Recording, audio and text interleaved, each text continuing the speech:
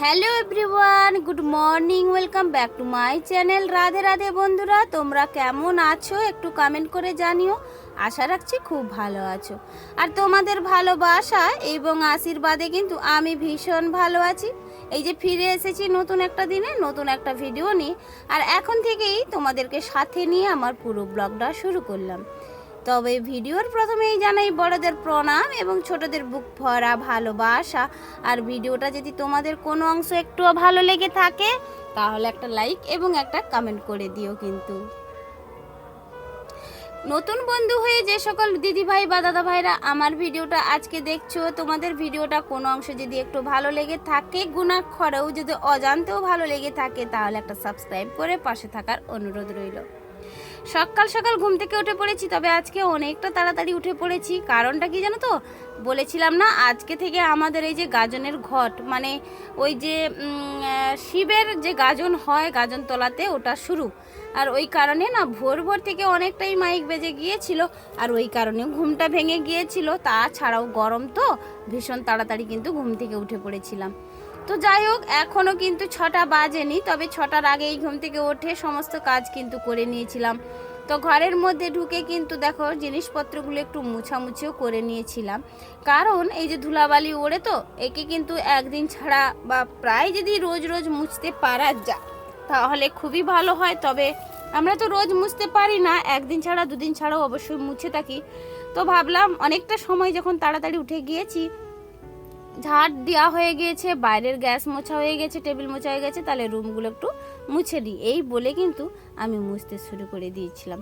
আর ওইদিকে জানালাটা মুছছিলাম, আর দেখো ঘড়ির কাঁটার দিকে তাকিয়েছিলাম যে এখনও কটা বাজে। তবে ওই যে জল ছাড়ার সময় আছে না, আর ওই কারণেই কিন্তু ব্যস্ত হয়ে উঠেছিলাম যে জলটা ছেড়ে দিলে তো আমি শুনতে পাবো না, আর ওই জন্য ঘড়ির কাঁটাটা দেখেছিলাম। আর যখনই দেখলাম যে ঘড়ির কাঁটা এখন অনেকটাই সময় আছে, তাহলে আর কেন বাকি থাকবো। তবে বিছানটাকে একটু ঝেড়ে নিই, আবার নতুন চেঞ্জ করে নিই বেড কভারটা। তো এই কারণে দেখো সমস্ত কিছু কিন্তু চেঞ্জ করে নিলাম। প্রথমে বেড কভারটা তুলে একটু ঝেড়ে নিলাম, তারপরে একটা বেড কভার পেতে দিয়ে ভালো করে কিন্তু সুন্দর করে টান টান করে সমস্ত কিছু করে এর উপরে কিন্তু মাদুরিটা পেতে দেবো। কয়েক বছর পর আজকে ভাবছি জানো তো, যে এই যে এবছরটা একটু জল আনতে যাব। ওই যে আমরা তমলুক থেকে জল নিয়ে এসে কিন্তু বাবার মাথায় জলটা ঢেলেছিলাম। বলতে পারো 4 বছর পর্যন্ত এরকমই আমরা করেছিলাম। তবে মাঝে শরীরটা ভীষণ খারাপ হয়ে যাওয়ার জন্য না আর জল আনতে যেতে পারছিলাম না। তবে এবছরটা ভীষণ পরিমাণে আবার যেন মন হচ্ছিল যে আমি তমলুক থেকে জল আনতে চাই। তো কি জানো তো, অন্য কিছুই না, আমি কারোর জন্য কোনো কিছু করতে চাই না। তো আমি কার জন্য করব কিছুই বলো? আমার বা কে আছে এ জীবনে? কেউই কারোরই নয়। তবে নিজের জন্য, মানে পথ পরিষ্কার করার জন্যই যেটুকুনি করতে চাই, নিজের মতোই করে কিন্তু একটু করার চেষ্টা করি। এই জীবনে স্বামী আমার না, স্ত্রী আমার না, সংসার আমার না, সন্তান আমার নয়, আমরা করি ঠিকই, কিন্তু কেউ কারো নয়। তো যাই হোক, এই কারণেই কিন্তু ভেবে নিজের শরীরটা যতদিন বেঁচে থাকবো, নিজের শরীরটাকে তো নিয়ে তো খুবই যন্ত্রণা ভুগছি, আজ এটা কাল ওটা। তো এই কারণেও হয়তো অনেকটা সময় যে যতদিন বাঁচবো একটু ভালো মতো বাঁচার জন্যে, যে আমি ভগবান গোবিন্দর কাছে এই প্রার্থনা করি যে এই 2টা দিন তুমি আমাকে বাঁচিয়ে রাখবে, সেই 2টো দিন একটু সুস্থভাবেই রেখেও। তবে জীবনে বাঁচার আশা এবং শখ কিন্তু পুরোটাই আমি ভুলে গিয়েছি। তো যাই হোক, দেখো এখন ঘড়ির কাঁটা ওই যে 6:30 বলে দেখাচ্ছি তোমাদের সামনে, একটু একটু মানে ভালো করে লক্ষ্য করে দেখো। তো যাই হোক, বলেছিলাম না এই জীবনের শখ সাধ, মানে বেঁচে থাকার আশাটা খুব মানে শেষ হয়ে গিয়েছে। আর এই জীবনে বেঁচে থাকার মতো আমার কোনো আশা নেই। তবে আর একটা আশা আছে, যে গোবিন্দ দাস যেন হতে পারি, আর এইভাবে যেন দাস হয়েও যেন আমি মৃত্যুবরণ করতে পারি। আর এই কারণেই কিন্তু এতটাই মনের কষ্ট কিন্তু প্রতিটা মানুষের আছে। তবে কি জানো তো, পার্থক্য, কষ্টের ভাগটা একটু পার্থক্যই হয়। তো এই নিয়ে কিন্তু অনেকটা সময় জানো তো অতিক্রম করে ফেললাম তোমাদের সঙ্গে কথা বলতে বলতে। আর ইতিমধ্যে কিন্তু জলটাও ছেড়ে দিয়েছিল, আর আমি কিন্তু দেখো বালতিতে ভরে কিন্তু জলটা নিয়ে চলে যাচ্ছি, আমি কিন্তু রান্নাঘরে রেখে দিয়ে আসবো। তবে বন্ধুরা জানো তো, একটু হয়তো তোমাদের অসুবিধা হতে পারে, সাইডে মাইক বাজছে ভীষণ ধরনের আমি যখন ভয়েসটা দিচ্ছিলাম। তো আজকে ভাবলাম জানো তো, অনেক দিন পরে গাঁদা পাতার শরবত খাবো। তবে ভিডিওতে প্রথম আমি কিন্তু অবশ্যই অনেক ভিডিও করেছিলাম যে গাঁদা পাতার শরবত কিভাবে হয় বা কিভাবে করি বা খাই। তো আজকে যেন অনেক দিন পরে ইচ্ছে হলো যে গাঁদা পাতার শরবত করে খাই। আজকে যেহেতু সিরাজুদ ভিজানো ছিল না, আর ওই কারণে কয়েকটা পাতাও তুলে নিতে চলে এসেছি, একটু কিন্তু শরবত করে খাবো। এর উপকার কিন্তু ভীষণ ভালো, আর শরীরে ঠান্ডাও কিন্তু লাগে। মানে যাদের হিট শরীর তাদের কিন্তু কিছুই মনে হয় না, যাদের আবার ঠান্ডা লাগা ধাত তাদের কিন্তু এই শরবতটা খেলে একটু ঠান্ডা লেগে যায়। তবে আমার কোনো দিনই কোনো সমস্যা হয়নি ঠান্ডা লাগার, আর এই কারণেই কিন্তু আমি ভীষণ ভালো খাই। ভালো করে চটকে নিয়েছিলাম, ধুয়ে ভালো করে কলের জল, পুকুরের জল থেকে ধুয়ে, তারপর কলের জল থেকে ধুয়ে এনে দুটো বাতাসা দিয়ে দিলাম, চটকে কিন্তু খেয়ে নিলাম। কি সবুজ সবুজ লাগছে দেখো, তোমাদের হয়তো দেখে ভালো লাগছে না, তবে আমার কিন্তু দেখেও যেমনই ভালো লাগছিল, খেতেও কিন্তু আবার ভালোই লাগছিল। তো যাই হোক, তোমরা যদি কেউ বাড়িতে থাকে গাঁদা পাতা, এইভাবে কিন্তু শরবত করে খেতে পারো। তো হ্যাঁ, এবার চলে আসি যে প্রসঙ্গটাতে ছিলাম। ওই যে বলছিলাম সাইডে মাইক বাজছিল, একটু ভয়েসটা দিতেও কি ভীষণ কষ্ট হচ্ছে, আর আমার কিন্তু গলার কিন্তু অনেকটা জোরে জোরে কিন্তু মানে ভয়েসটা দেওয়ার সময় দিতে হচ্ছিল, বা অনেকটা কিন্তু কষ্ট করতে হচ্ছে চারিদিকে জানালা কভার লাগিয়ে, তাও কিন্তু বাগ মানছে না, এতটাই মাইকের আওয়াজ শোনা যাচ্ছে। তো বন্ধুরা, তোমরা যদি একটু আমার ভিডিও দেখে থাকো, একটু কিন্তু প্লিজ ক্ষমা করে দিও। আর জানো তো এই দিদিভাইটার কিন্তু এতটাই কষ্ট করে ভিডিও করে, তবে জানো তো ভিডিও করতে অনেকটাই আমাদের কষ্ট হয়। ক্যামেরা সেট করা, ক্যামেরা থেকে অন্য জায়গায় নিয়ে যাওয়া, ওখান থেকে ঘোরানো, তারপরে এডিটিং করা, থাম্বনেল বানানো, টাইটেল দেওয়া, তার ভয়েস ওভার দেওয়া, মিউজিক সেট করা, অনেকটাই আমাদের কষ্ট হয়, তাই না? অনেক কষ্ট করে ভিডিও বানাই গো, শুধু কি জানো তো তোমাদের ভালোবাসার জন্যে। আর সত্যি কথা বলতে, তোমাদের ইউটিউবে এসে যে তোমাদের মতো এত সুন্দর সুন্দর মনের মানুষ বা এত ভালো পরিবার পাবো, আমি জীবনেও ভাবিনি। একটা রক্তের সম্পর্ক ছাড়া যে একটা ইউটিউবের একটা সম্পর্ক এতটাই ঘনিষ্ঠ হতে পারে, এটাও আমার একদমও ধারণা ছিল না গো। আর তোমাদের এই যে সুন্দর সুন্দর কমেন্টের আশায় কিন্তু আমি ভীষণ থাকি। তবে একটা কমেন্টের কিন্তু আমার পরবর্তী ভিডিও করার এনার্জিটা ভীষণ পরিমাণে বাড়িয়ে দেয়, জানো তো। ওইদিকে দেখো তোমাদের দাদাভাই কত সবজি এনেছে, আর এই দেখো সবজি এনেই কিন্তু নিজেই গুছোতে শুরু করে দিয়েছে। তবে সবজি গোছানোর কাজটা তোমাদের দাদাভাই ভীষণ ভালো করে, আর এটা আমাকে করতে হয় না অনেক সময়, মাঝে মাঝে করতে হয়। এক এক সময় যখন ওর খুব তাড়া থাকে, ও কিন্তু ব্যাগটা রেখে দিয়েই চলে যায়, তখনই আমাকে কিন্তু এই কাজটা করতে হয়, তা না হলে কিন্তু তোমাদের দাদাভাই ভীষণ ভালো সবজি গুছিয়ে দেয়। তবে জানো তো, গরমের সিজনে তো এইভাবে সবজি আমরা যদি সপ্তাহে তুলি, মানে হাটবার অনুপাতে সবজি নিয়ে অনেকটা না সিয়ংসা পাওয়া যায়। সংসার চালাতে গেলে একটু যদি বুদ্ধি খাটিয়ে আমরা এই হাটবারে থেকে সবজি তুলে নিই, তাহলে কিন্তু অনেকটা পয়সা কিন্তু আমরা সাশ্রয় করতে পারি। তবে এই যে মধ্যবিত্ত পরিবারের ক্ষেত্রে তো একদম এটা কিন্তু করতেই হয়, আর যার কারণে আমরা করে থাকি। এই যে গড় হাটে সবজি নিলে কি হয় জানো তো, অনেকটা রেট বেড়ে যায়। এই যেমন বৈতালটা আমি যদি এই হাটবারে তোমাদের দাদাভাই এনেছিল 20 টাকা কেজি, তবে ওটা গড় হাটে নিতে গেলে 30 টাকা বা 40 টাকাও পড়ে যায়।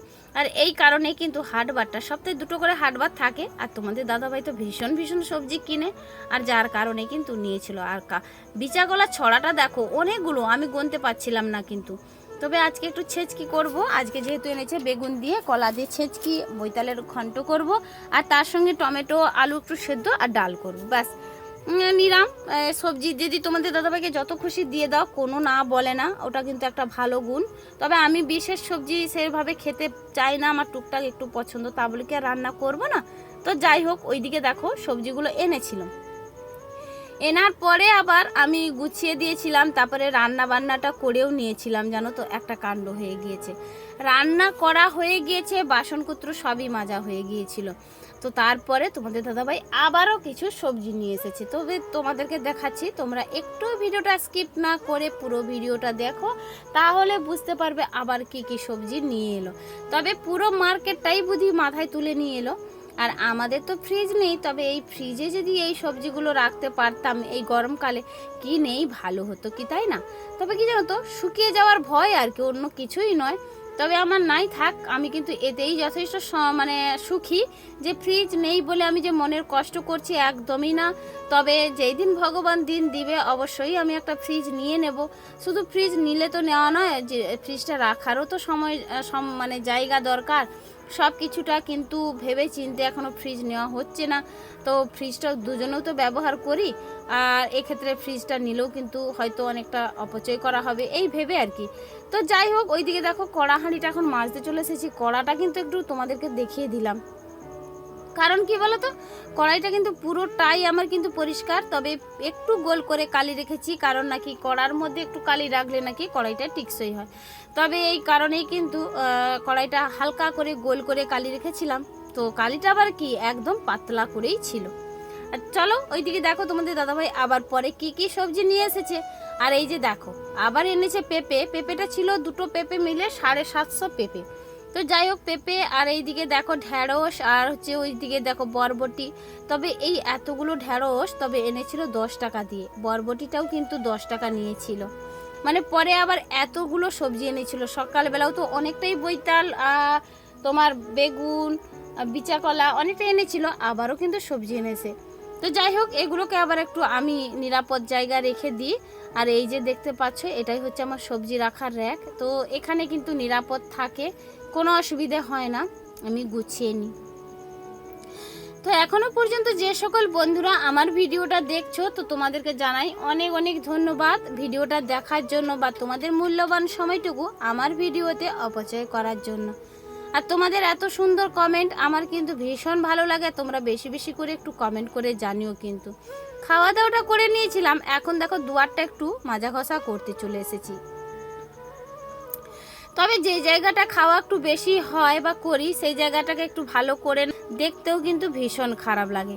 আর যেহেতু এটা সামনের আমাদের দুয়ার, এই দুয়ারটাকে একটু ভালো করে নাতা দিতে হয়, মাটির তো। আর মেঝে হলে কি হয়, একটু মুছে দিলেই চলে যায়। আর সেক্ষেত্রে মাটি হলে একটু বেশি পরিশ্রম করতে হয়। আর জানো তো বন্ধুরা, পরিশ্রম করতে হোক, তারপরে কিন্তু দেখতে কিন্তু ভীষণ ভালো লাগে। আর আমার এভাবে কিন্তু লাতা দিতেও না ভীষণ পরিমাণে ভালো লাগে। তো যাই হোক, যখনই আমি একটু সময় পাই তখনই কিন্তু লাতাটা দিয়ে দিই। তার উপরে গরমকাল একটু ঘন ঘন লাতা দিলে না ধুলোবালি থেকে উদ্ধার পাওয়া যায়। যখন ঝাড় দেওয়া হয় ভীষণ পরিমাণে ধুলো পড়ে, ওই কারণেই কিন্তু আমি একটু ঘন ঘন লাতা দিয়ে থাকি। তো যাই হোক, এখন দেখো লাতা টাতা দিয়ে দুয়ারটা বন্ধ করে দিলাম, একটু রেস্ট নিয়ে নিই, তারপরে কিন্তু তোমাদের সামনে একেবারেই আসছি। তবে গাজনতলায় একদিন যাব, একদিন না রোজের যাচ্ছি, একদিন তোমাদের তুলে ধরবো আমাদের সন্ন্যাসীরা কিভাবে ঝুলন সেবা করে আর কিভাবে কি নাচা করে, এইসব একটু দেখাবো। দুয়ারটা দেখো কি ভালো লাগছে কি, তাই না? আমার তো কি ভালোই লাগছে। তবে নিজে কাজ করে যে নিজে ভালো বলছি এটা তো একদমই না, তবে আমার ভীষণ ভালো লাগছে। তোমাদের যদি ভালো লেগে থাকে একটু কমেন্ট করে জানিও। অনেকটা সময় পরে ফিরে এসেছি একেবারে রাতে। তবে রাতে আজকে করে নিচ্ছি একটু রুটি। আর জানো তো ওই যে সকালে যে সবজি রান্না করেছিলাম একটু ওই রেখে দিয়েছি, ঝুড়ি চাপা আছে, আর ওটা দিয়েই কিন্তু তোমাদের দাদা ভাইয়ের খাওয়া হয়ে যাবে। তবে আমি জানো তো ওই যে ওখানে মেলা বসেছিল, ওখান থেকে একটু পেঁয়াজিও এনেছি আর একটু চটপটি এনেছি, তবে খুব সামান্য পরিমাণে এনেছি, তোমাদের দাদাভাইকেও একটু দিয়ে দেবো। আর আমি কিন্তু ওটা দিয়ে যদি রুটি খাবো, না হলে দুটো মুড়ি খেয়ে নেব। অনেকদিন রুটি করা হয়নি, তো এই আজকে কিন্তু রুটিটা করে নিচ্ছি। তবে গরম পড়ে গেছে, তো রুটি করতে ভীষণ পরিমাণে ভয় লাগে। তবে ধুয়েই দিই, তোমাদের দাদাভাইকে রুটি দিলে কিন্তু গরম জল করে ধুয়ে দিই। তাহলে চলো বন্ধুরা, আর ভিডিওটা বড় করতে চাই না, এখানেই আমি সমাপ্ত রাখতে যাচ্ছি। একদম অন্তিম সময় এসে আবারও বলছি, ভিডিওটা যদি তোমাদের ভালো লেগে থাকে তাহলে একটা কমেন্ট করে জানিও। আর তোমাদের কিন্তু ভালোবাসা আর একটা কমেন্ট কিন্তু আমি অপেক্ষায় রইলাম। চলো ফিরে আসছি আগামী আবার একটা দিনে। রাধে।